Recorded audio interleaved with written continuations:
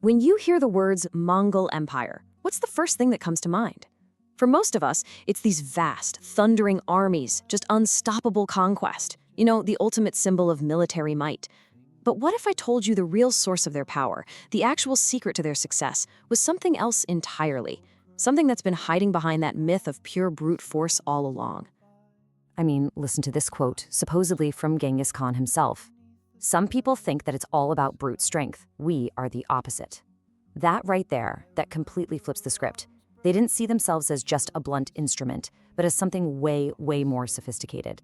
So, okay, if it wasn't just brute force, then what was the secret? I mean, how did a nomadic people build the largest continuous land empire in all of human history? Well, the answer isn't just in their numbers.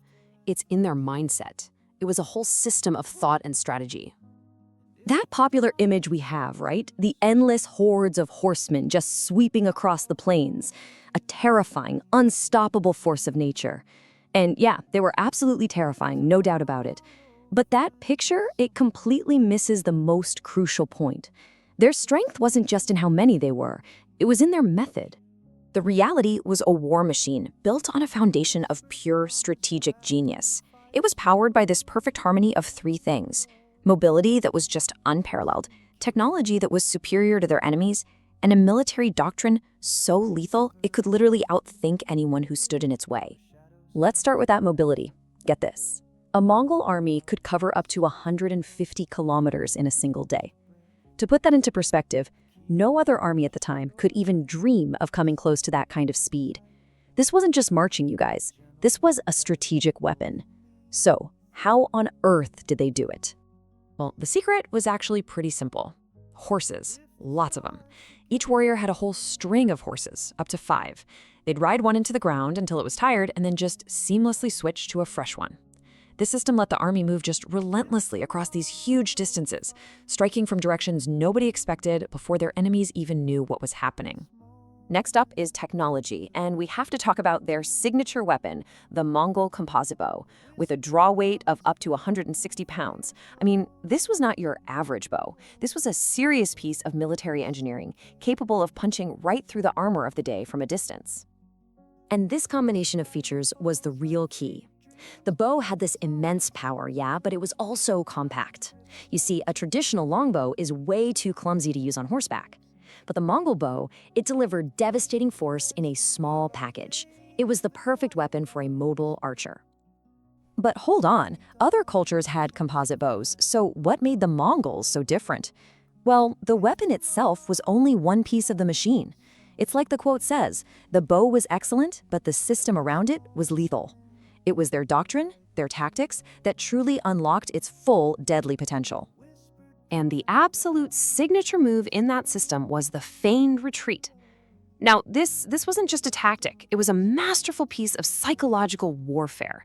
It was a carefully choreographed maneuver designed to turn an enemy's confidence into their own destruction. It was, quite literally, a deadly dance. So let's break down how this dance worked. First, the lure. A small Mongol unit would attack and then just pretend to flee in a total panic.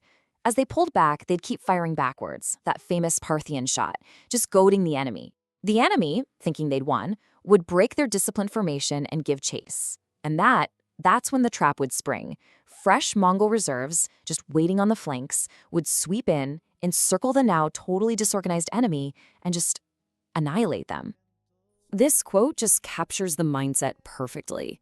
To an enemy, it looked like panic. To us, it was geometry. The enemies saw chaos. The Mongols saw a mathematical equation.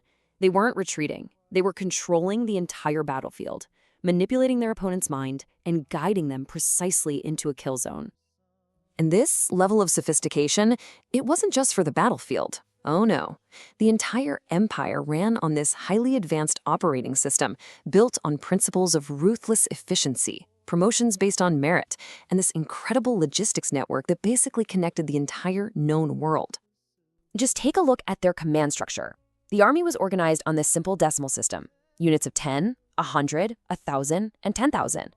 It was a surprisingly modern, incredibly efficient way to command these massive forces.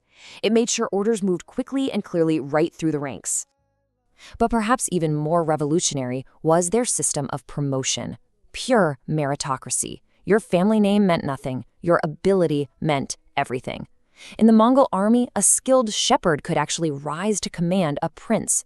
Think about that. This system ensured that the best and most capable leaders were always in charge, no matter where they came from. They were also masters of absorption. The empire basically became this forge of nations, just incorporating the best specialists and technologies from everyone they conquered.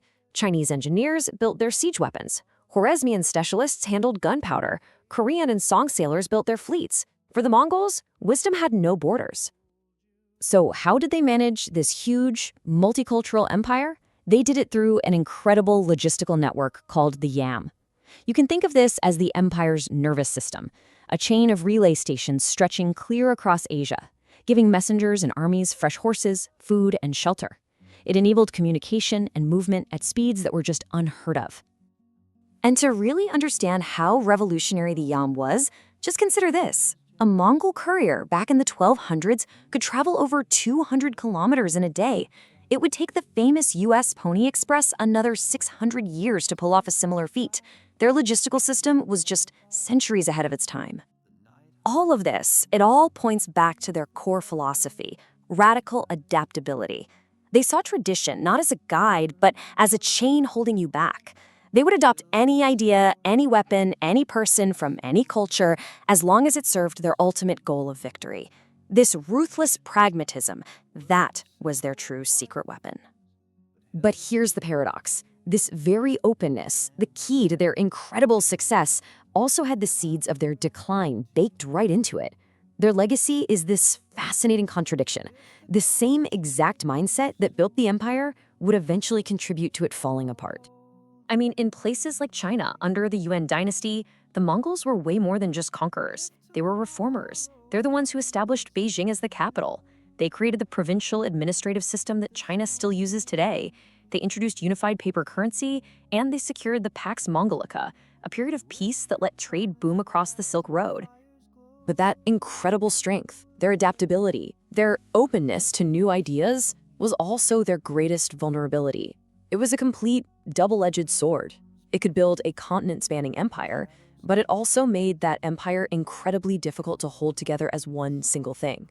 Because over time, something really interesting started to happen. The conquerors, well, they began to be conquered by the cultures they ruled. Mongol leaders in Persia became Persian. The ones in China became Chinese. This reverse assimilation meant that their distinct Mongol identity, the very thing that had fueled their initial explosion, began to get diluted and just fade away. And this leaves us with a final, really fascinating question. The whole Mongol system was based on change, on adaptation, on absorbing the best of others. But what happens when that process is so successful that you start to lose the very identity you started with? Can an empire that's built on adaptability ultimately survive its own success?